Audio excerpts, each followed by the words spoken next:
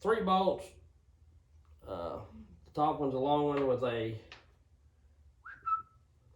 and the other 2 short. So what you have here in this 7900 Domar mufflers, new style, I went through this with my old one. This one thing with all that junk in it weighs a ton. And see that thing? That goes up inside the port of the muffler. And the problem is, excuse me, I'm getting better, but I'm still not great. The problem is, you know, that's a lot of restriction, but these are really restrictive. And I think that's some of the problem with this thing being just turdy, because my other one ran so much better. And I don't know,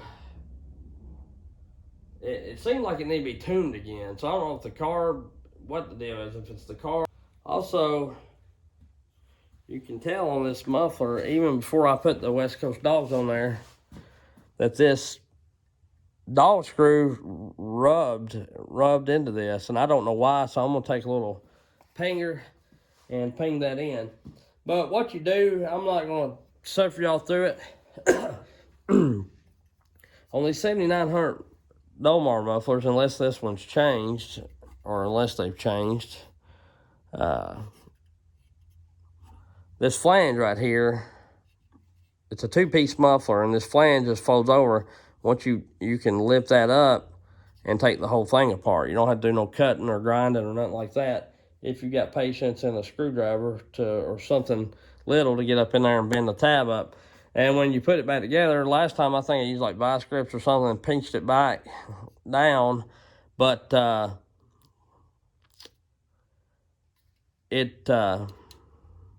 I'm probably going to add another port to it somewhere, double port it up. We'll see where I want to put it at. I may put it on the front. May do like a semi box style deal, but I don't know if I'll be able to. I may put it over here. But anyhow, all right, guys. To get these mufflers apart, it's kind of it ain't just an easy task. But right here is where the flange starts, and in here it gives you enough room to get a set of vice grips on there. I'll roll that over, and once you get it rolled over, what I've been doing is just taking this screwdriver and popping it open. Well, it was working. Like that. That gets you to that flange. And you'll have to do it a couple of times maybe, or if you're really pushing down with 2 hands, you don't. Like I got it there. Damn, you don't want to miss, because that's tough. But anyway, it's rough, but you got to go all the way around. The corners are a little hard to do, but if you get all the top, kind of knock it up and slide it out. Like this way, you can kind of knock it, like roll it out. So anyway, all right, so you don't have to flip them all up. This side right here, which that's the top of the muffler, that's the bottom. Right hand side didn't flip up because the screwdriver's long, but this arch part, flip it up, give her a little pop, and there you go. Right. So this is why the mufflers are so restricted on these dang 7900. Sorry, I had the camera down. I was looking at my thing. This goes into here before it ever comes out. And I don't even know where it comes out. Does it come out in the front? Last I remember, it goes in there and just dispersed. That's how they meet emissions. But that restricts your saw so terribly bad. And you got to be careful. You don't want to mess up the struggle integrity of your and all right, so it wasn't as terribly hard as I remember. I'm gonna clamp this in the vise a little bit. I don't want to put too much pressure on it because I don't want to bend it. Well, I didn't put any pressure on it. I really didn't want to bend it. That's why I didn't, because it's raising up on me. Just want to get it snugged in there, and I'm gonna. Okay, so it really wasn't as hard as I remember. I thought it was all welded together, which the problem is trying to be careful because that just slides out like that, right? The problem is, on the Domar, you know, it don't have a terribly bad exhaust port. You know, it's pretty open in a way, but it's kind of not because it's got a plate in there. The exhaust port inside the, you know, closest to the cylinder wall is smaller than the outside opening because this butts right back again it, I guess, so it don't ever protrude into the, you know, the piston or whatever. But anyway, this exhaust flows in here like this, right? Pop, pop, pop, pop, pop, pop. It goes in there, hits that, has to come back and shoot out the top of this. That's where it comes out at. And to me, that is just no bueno. These are fairly solid. They don't move a lot. And the last time I done this, I just put it back together, made sure these was lined up, and that's how I left my old one. Never had no trouble. I didn't cut with it just terribly a lot, but the only problem is, you know, if you beat and dent your muffler in it might get a little bad. If a man wanted to, he probably could cut this away and put this plate back on there and, you know, weld the plate back on there somehow. Alright, so I bended that one piece, see it in there, stuck it back over the post and just tacked it on there. Now I'm just trying to get the muffler back together. Of course, when you heat and bend and beat on stuff, it gets just a little out of form, but you can tell the holes are lining up fairly good.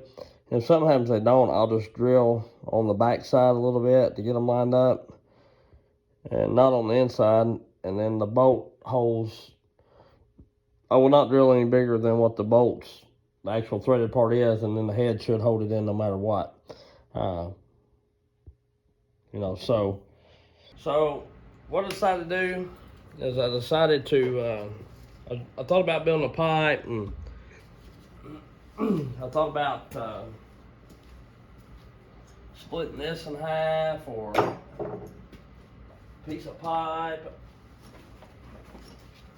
in half, and kind of doing a bark, cutting it, you know, splitting it in half, doing me a hole, welding me a cap back here, and tacking this down, doing me a bark box style kind of deal, which I'd have to go over that and drill a hole to get your bolt through or whatever.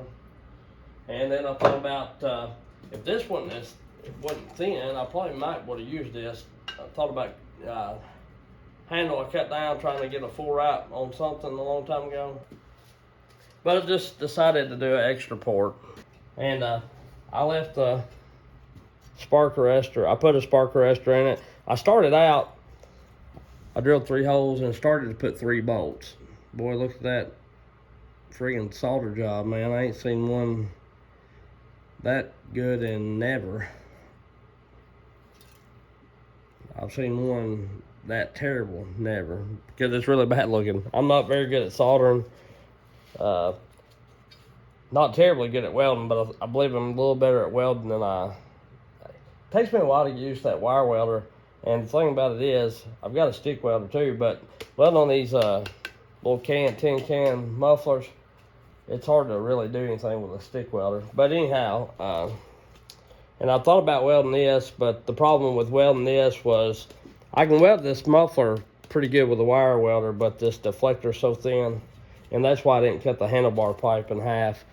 But what I did is, as I done that, made that ugly ass solder right there. I tacked this first, tacked the bolts where they wouldn't come loose, and I got to thinking, I didn't want a lot of hot air, because half of this sits under the cover, in a sense, or,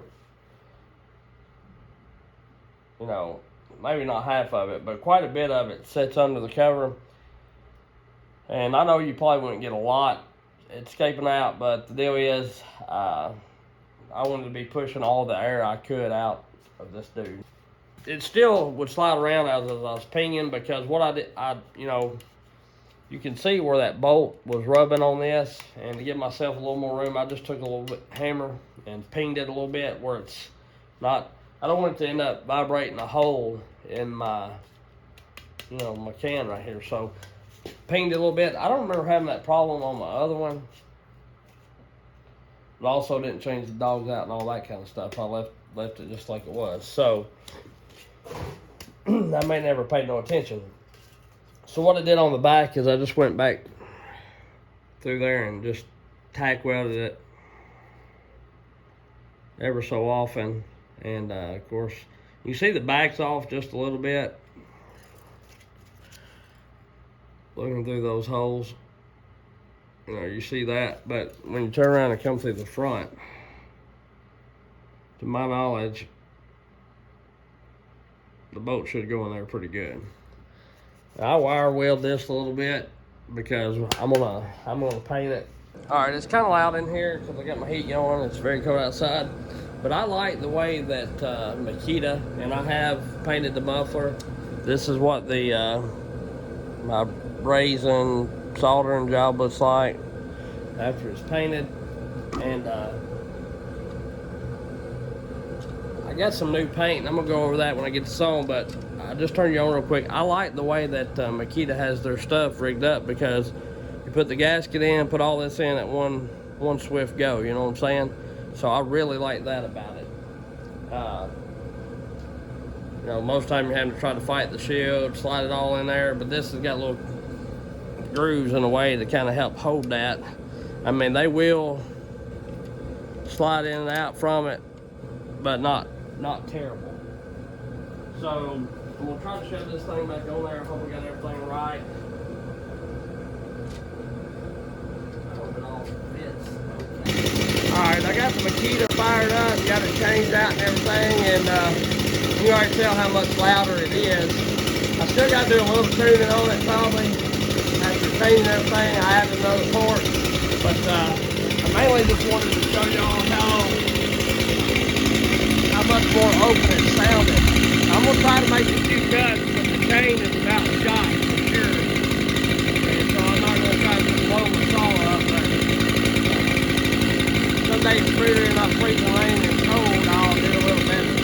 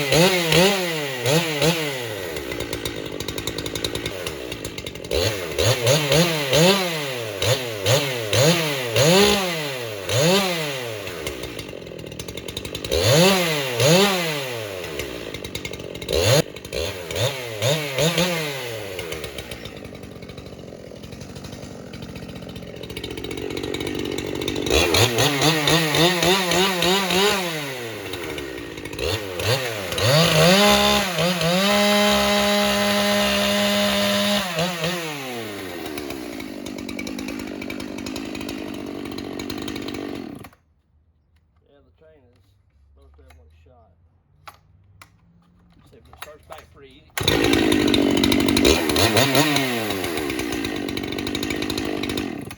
I'm gonna check it. I'm gonna check the RPMs too, or you know, just to make sure I'm not terribly off. But it's a whole lot snappier, a whole lot better. Ain't just blah, a dog, you know. So if you got a Makita 7900 or any new saw and it's got that cork in it, you know, you'll get a lot better results if you take all that crap off.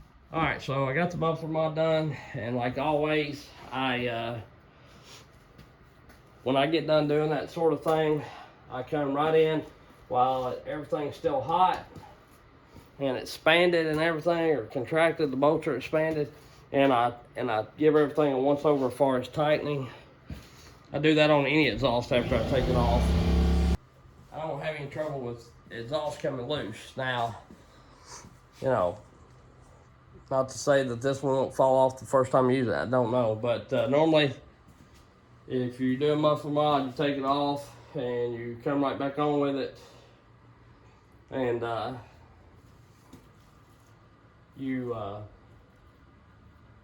while everything's still warm, and tighten it up. I've had really good luck out of it. This paint, I painted that this evening with the weather outside like it is.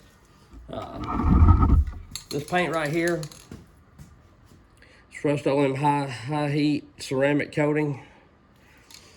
I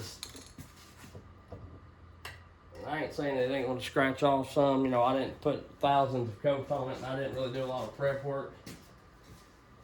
But I didn't have to let it set for days, is what I'm getting at, days upon end. What I done is I heated the muffler up a little bit on my little bitty propane heater here. Got it kind of warm, and oh, that paint's over here. I'm gonna show you what I used to use. And as soon as the paint hits it, it kind of dry. It didn't bubble up or nothing.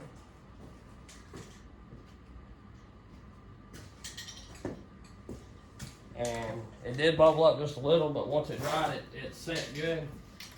And this is what I used to use. It's Rust-Oleum High Heat Ultra. Long lasting finish up to 1200 degrees. And I could have took that muffler out right there after I painted it. You know, you think heat would dry it, and it would have just curled the paint up, you know. Even after it set for like 3 days, I painted 5 or 6 coats, let it set for a couple days, throw it on something, it flakes right off, boils right up. This stuff right here is about like 12 bucks a can, which if you're painting it, you know, chainsaw exhaust, it's not going to be that bad. It's it's gas and oil resistant, no pill promise, adhesion guarantee, stops rust. So, it is my new favorite paint, and I'll do a little scratch test right here while it's hot just to see, because like I say, I mean, yeah, it's got a little bit coming off. Of course, I'm taking a screwdriver to it, but I'm sure once it dries pretty good, maybe it'll be okay. Or it's probably already dry, I don't know, or once it cures, but honestly, I think it does pretty good. I mean, you're getting a little bit there, but that may be just overspray on it. You know, the haze that you can wipe off. But I like it. And got the saw tuned. I'm going to check the saw for just make sure I'm running RPMs. And the switches are backwards on these Makitas for most saws. Most saws you go to the right, I think. Most Huskies. Let me look real quick.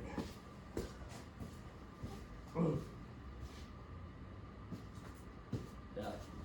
Right is stop, and on this one,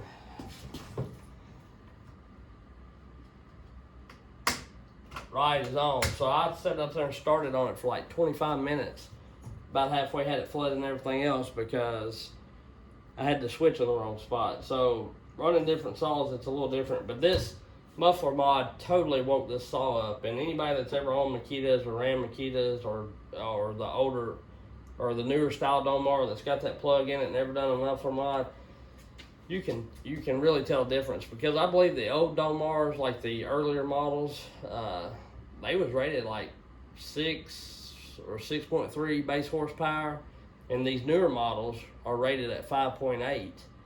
And I think some of that has to do with the emissions, which would be the muffler and the I don't know the coil. I don't know what I think the old ones ran like 13.5. These are rated at like 12.5, something like that. But